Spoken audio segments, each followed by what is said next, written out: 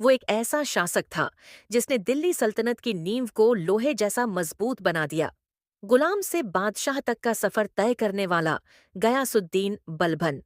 गयासुद्दीन बलवन का असली नाम था उल्लूग खान। वो तुर्किस्तान के इल्बरी कबीले से था और बचपन में ही गुलाम बनाकर भारत लाया गया।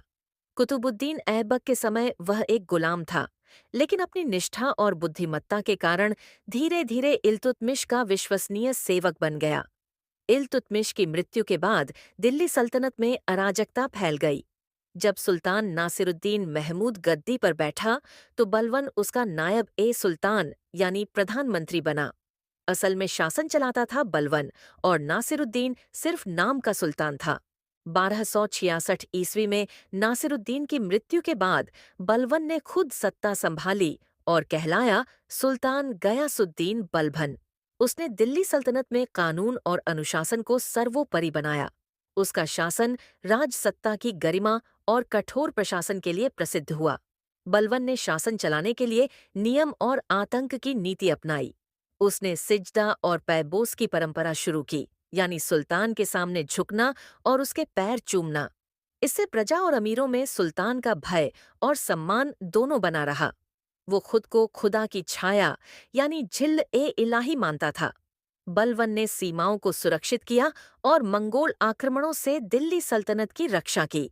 उसने प्रशासन को केंद्रीकृत किया, नौकरशाही को सख्त बनाया और भ्रष्ट अधिकारियों को कठोर दंड दिए। उसका शासन इस बात का प्रतीक था कि दिल्ली सल्तनत में अब कोई भी शासक अनुशासन से ऊपर नहीं। लेकिन उसकी जिंदगी का सबसे बड़ा दुख था उसका प्यारा बेटा प्रिंस मोहम्मद, जो मंगोलों के खिलाफ युद्ध में वीरगति को प्राप्त हुआ। इस घटना के बाद बलवन टूट गया और कुछ वर्षों बाद 1287 ईस्वी में उसकी मृत्यु हो गई। गयासुद्दीन बलवन ने दिल्ली सल्तनत को कमजोरियों से निकालकर शक्ति और अनुशासन की मिसाल बना दिया। उसकी सख्ती ने ही आगे चलकर अलाउद्दीन खिलजी जैसे शक्तिशाली शासकों का रास्ता तैयार किया। वो शासक जिसने कहा था राज्य भय से चलता है, प्रेम से नहीं, यही था दिल्ली का लौह शासक गयासुद्दीन बलवन।